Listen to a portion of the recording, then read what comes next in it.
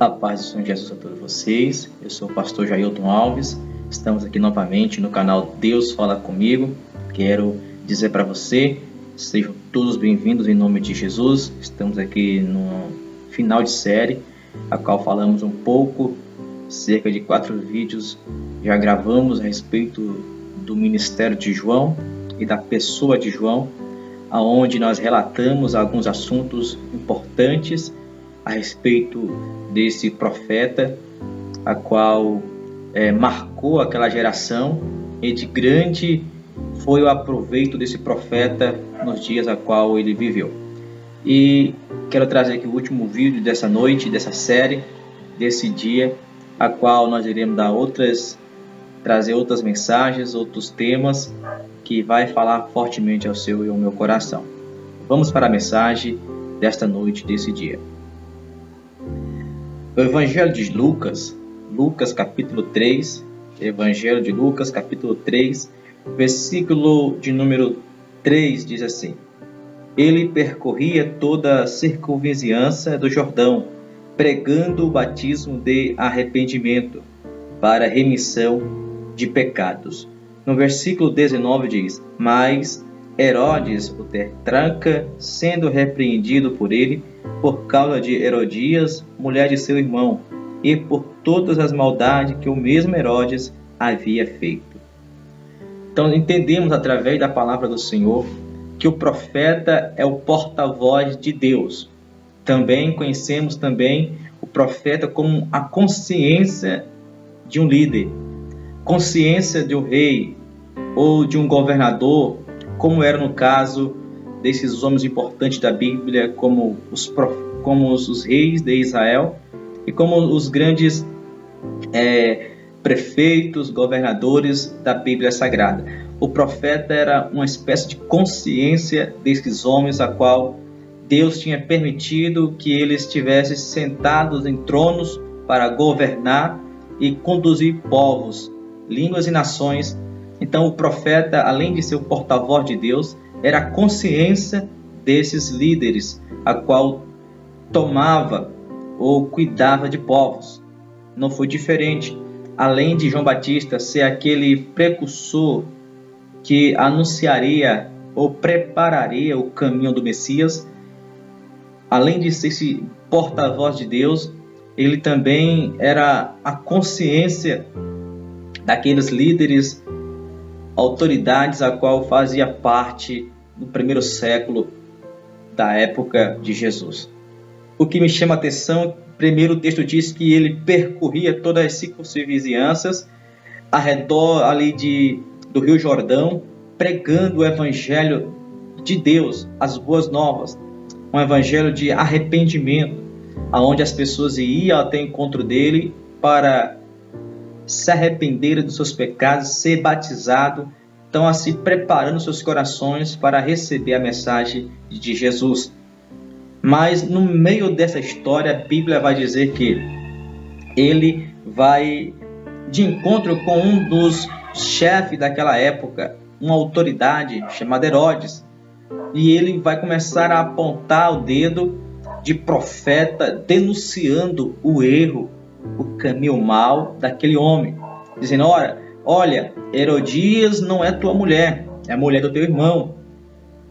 Não pode, Deus condena, Deus não aceita o adultério. Se não houver um arrependimento, dá inferno. Então ele trazia uma mensagem dura, exortando aquelas autoridades, aqueles homens religiosos. E Herodes, ouvindo a mensagem de João, ele temia, tinha raiva, mas ele temia porque ele era um homem enviado por Deus.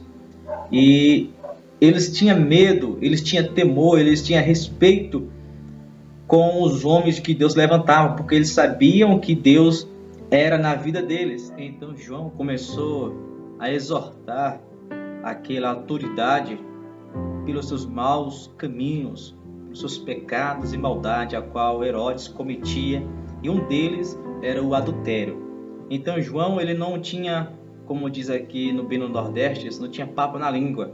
Ele falava a verdade, pregava a verdade, doa em quem doer, para grandes e pequenos. João, ele falava realmente aquilo que Deus mandava e que Deus condenava na lei, na palavra a qual eles tinham. Então João era a consciência, além de profeta, a consciência das autoridades. Ele vinha ali para trazer realmente uma palavra de exortação e de conforto, mas também de arrependimento, fazendo com que o povo voltasse para o caminho certo, voltasse a praticar o que era certo. João, ele era uma espécie de consciência para as autoridades, além de preparar o caminho do Messias. Nesses últimos dias, olhando para a igreja do Senhor, ou seja, eu e você, nós que somos a igreja de Cristo, não placas, mas a igreja, é tempo de nós não apontar o dedo para as pessoas, mas sim, através do Espírito Santo de Deus, mostrar o que as Escrituras Sagradas nos ensinam, para que então os corações de tais pessoas possam se render ao Senhor, pois não é o homem que convence o homem do pecado, da justiça e do juízo, mas sim é o Espírito Santo de Deus que convence o homem do pecado, da justiça e do juízo. Mas nós, como os enviados de Deus nesses últimos dias, a nossa responsabilidade é de ensinar, apresentar as Escrituras Sagradas para com que essas pessoas reconheçam Cristo na sua vida e abandone o caminho de adultério, abandone o caminho da mentira, o caminho do roubo e etc.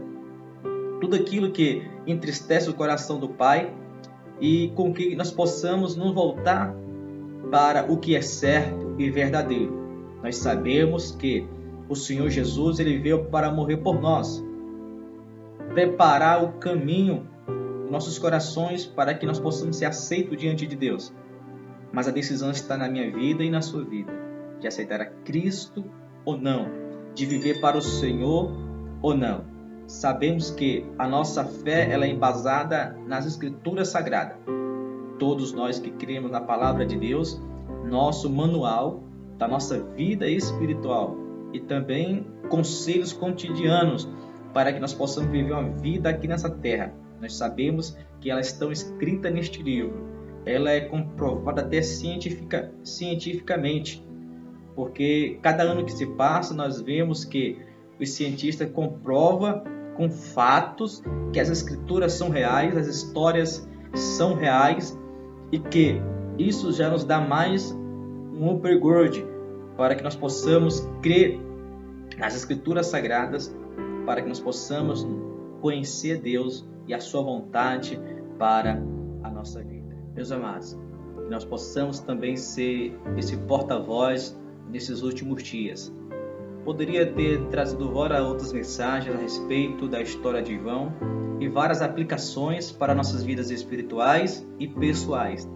Porém, eu resumi em rápidas palavras, com os entendimentos muito simples, para chegar nesse assunto, nesse ponto a qual eu quero dizer para você.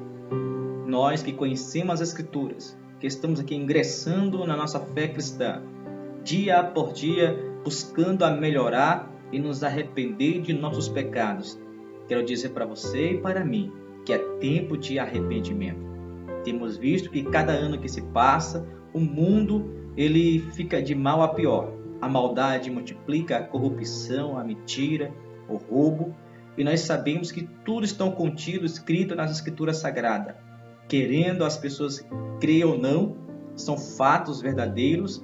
Um livro que foi escrito no período de 1600 anos e com história de mais de 4.000 anos de existência, mas que até hoje nós vemos gradualmente ela se cumprindo, ela se concretizando, porque realmente temos profecias, temos revelações contidas neste livro, a qual são reais e verdadeiras.